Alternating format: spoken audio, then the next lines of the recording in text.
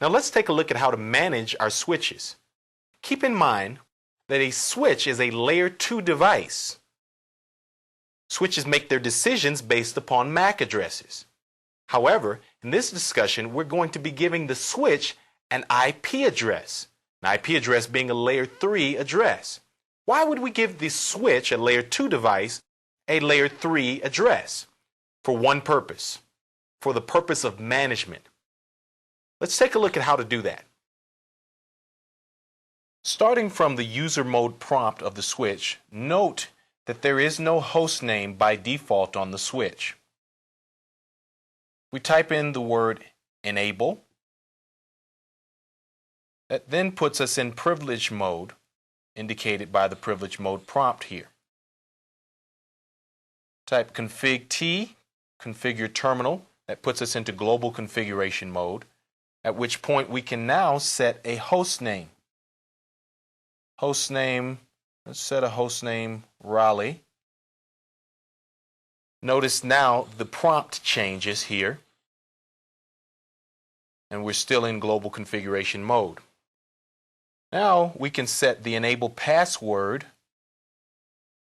enable password, and we'll set an enable password of Jones.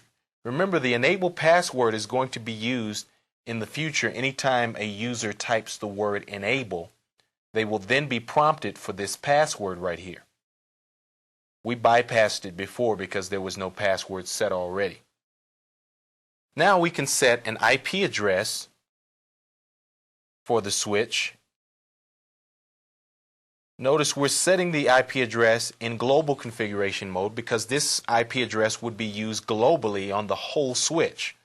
One IP address to manage the entire switch. So the IP address 10.1.1.10 with a mask. I'm going to write the mask underneath here to save space. 255.255.255.0 there. Now this IP address can be used in the future to manage the switch, and we'll take a look at that in a minute here. How about we set a description on one of the interfaces? From global configuration mode, we type interface, assuming we're on, say, a 2950 switch, interface fast Ethernet 0/1.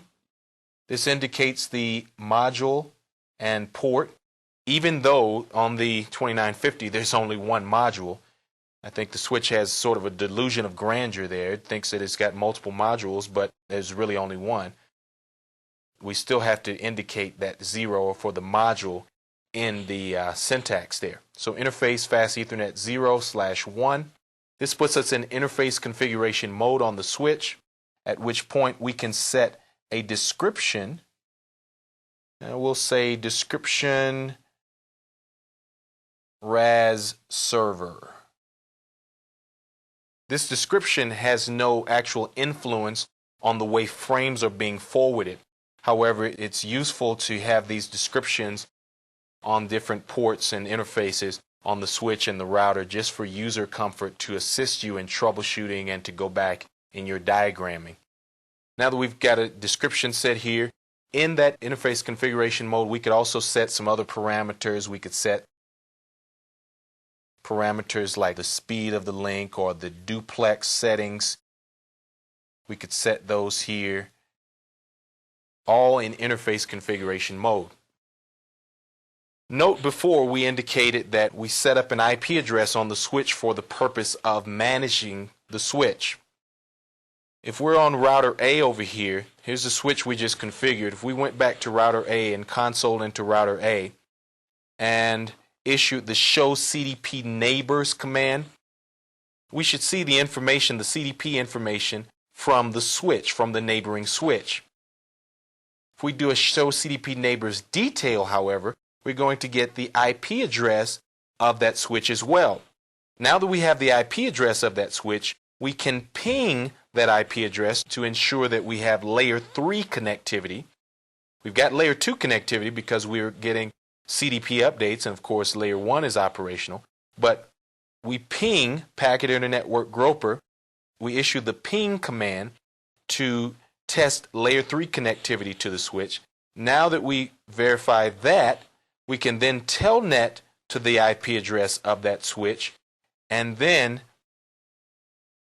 that will give us an actual command prompt, just as if we were actually on that switch using telnet.